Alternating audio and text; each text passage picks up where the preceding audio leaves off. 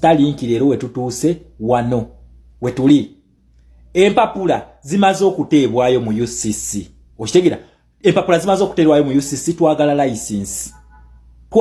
license tetujibasaba bula tubalagira batuwe license Starlink nakugamba yo it is another enegwa mu foreign policies ate foreign policies mu Uganda tetusaba just tukutegezaako olemekwe kwa santi ekintu kye twaleta tekiri mu mateeka so Starlink egenda cooperating mu Uganda mu mateeka nena kugamba eno tasobola kugicontrollinga this is a satellite internet okitegeera it is a satellite internet wabula tugenda kuba tumuwayo ku sente z'omusolo kubanga abantu mugenda kusasula monthly subscription tosobola kujja mu nsi ya muntu nobanga okola ate ng'omuntu tomuwayo ku sente nena kugamba this one is a weapon nkiddamu Starlink is a weapon oba oyagala okumanya kyekola Starlink gendo ginonyerezeko kyekola mu ggwanga lya Ukraine yeri mu kulwanagana n'Abarasha eno okitegeera ekintu ekyo so Elon Musk's Starlink bamaze okuteeka empapula mu UCC ng'ennaku z'omwezi 17 omwezi gwa April guleno gwe nnyini gwe tulimu omwaka guno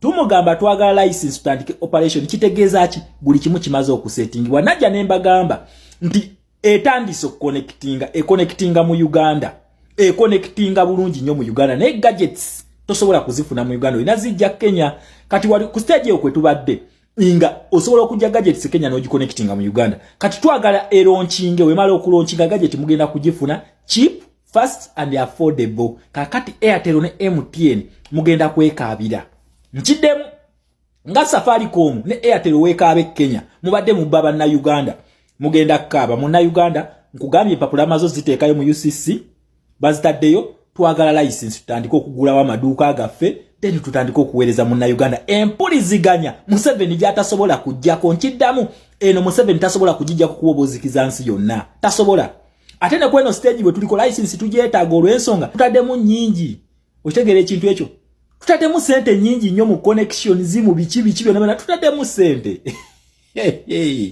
wakuba abantu mu 18-19 n'okwata akalulu n'ojjako internet mukulu satellite eno girabe eno Starlink twagala license kati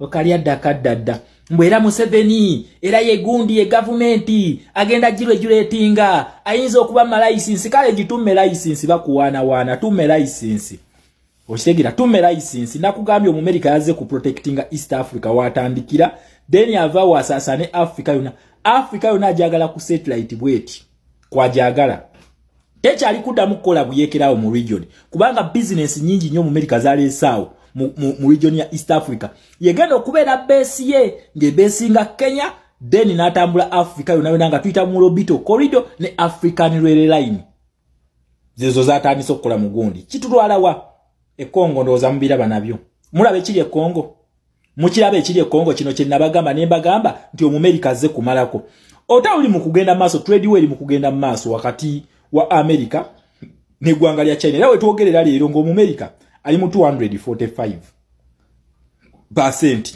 ze yakamukuba 245 ku byamaguzi ebiva mu China okuyingira America naye leka mbabuli ekintu ekiri omwene trick eri mu kino ekintu abantu abamuje batanalaba omanya abantu bana abamu basiru n'Abamerika bennyini n'Abachina n'abazungu bennyini basiru otalo luno balutunuza mu America ate Trump yekyali mukola abakwatiddawo obwongo batunudde nti America asimanyi gundi ekka negira nere kankulage mu Uganda ekintu kimu olaba America gyali ali mu Africa eno China gyebadde jja earth metals okitegeera ekintu ekyo ono ki ono rare earth metals bakugamba China alekeddawo kukola ki alekeddawo kumusuubuza ebwe tayagala bagende mu nsi rare earth metals they are not rare metals zisangibwawo ne extraction America abadde yakola ki yarelaxinga kati China nga yekozesa teke eya loaning ngejja ne wabadikiteta ba Africa sente netwala ebintu bino almost kuweerere yensonga lwaki ebintu bya China bibadde cheap nnyo ogenda mu katala akubiri cheap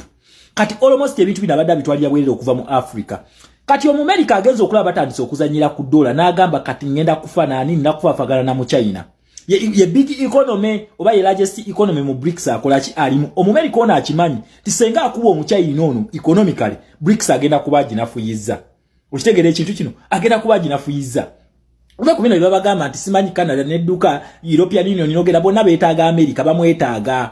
Kati olutawo luno abantu abasinga batunuluza China kikyekola ne America kyekola. Naye tebaduna tunuzaako bweru wa Africa. Kugaye bino bye bigenda maaso bweru wa America. Obiraba? Bweru wa America ne China bino bye bigenda maaso. Omumerika ali muzina ensi China gyebadde ejja ebyobugagga eby'omuttaka. Zino zibagamba nti rare earth metals gyebadde ezijja. China ali omumerika ali mukuba sayiningisa ndagaano. Okitegera? Ali mukuba sayiningisa ndagaano. Kati banensi bote tunulide America batunulide bonds za America weziri neta natunula Trump kikyali mukola mu Africa. Tebanakiraba.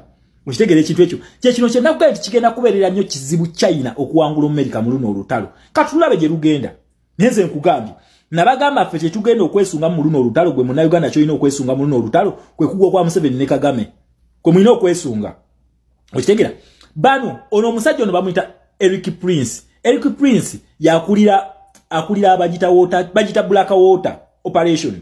Eno operation yeno ate najo era ayina ekibinja ky'abalwanyi aba Black Water. Okitegera ekintu ekyo ono yagikulira Black Water eno yaliko mu ggwanga lya Russia. I mean Iraq. Si mu Russia. Kati bano balinganga wola bakabinja ka wagine yaba Russia. Kati nono Eric Prince naye bwati ayina akabinja kano bakasindise mu ggwanga lya Congo kaze kulwa America nakugambye America ne Congo basayininze mineral deal. Era enseddako okusayininga mineral deal ya America egenda kubeera Uganda. Zense bbiri China zebadde yesibyeko ennyo jejja earth metals jezijja oba minerals jebadde ezijja okuzimba industry yayo. America kide ekintu abadde akimanyi.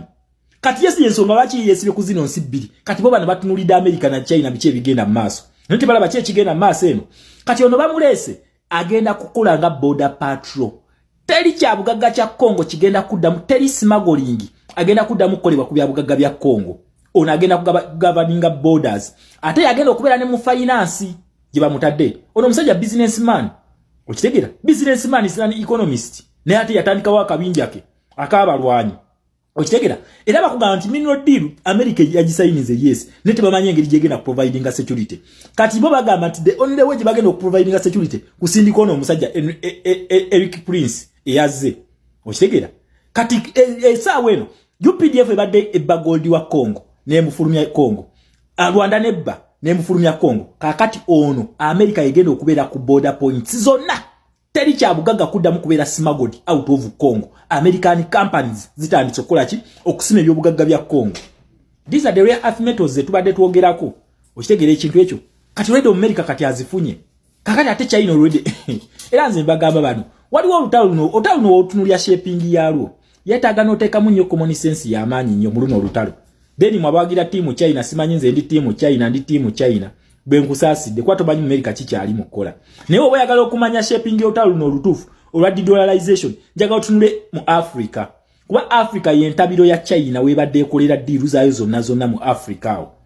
Okitegera gye badde ebijja ng'ebeezaawo badictator bano okubawa obusente. Kakati America yazze amulumbyeyo. Okitegera ekintu kino. Kugambye ono Eric Prince ekimuleese ayina okukakasa teri kya bugagga kya Congo kifuluma Congo. Kyonna kiyina kuyita mikono gya government ne kampani za America eziriyo. Kubanga America kyasoose okukola yatutte 50%. Wamala okutwala 50%, kati 50% esigaddewo ya Congo. Ate era baginegotiatinga ne kampani za America zikole kizitwaleko. Banagenda okumaliriza nga America eri mu 70%. Then bagabana 30%. Okitegera ekintu ekyo. Kitegeeza America akyayina gundi. Akyayina upper arm. Kati ono mu China ebintu bino ekibimuleseza mu nabikwate nga taddamu bi exportinga kubanga akimanyi kino bamusazeeko agenda tuuka alwaninga shortage of these minerals nga takyazirina naye nga teetaaga ebintu byogenda ki ogenda maaso kubanga America kyali mukola asula badde dictator wasayininga endagaano ne government. So twetegereza olutalo luno twabe gye lunaggwera naye nze mbagambye gye luggwera ffe tugenda kuba tuggyeko Museveni ne Kagame ngaalu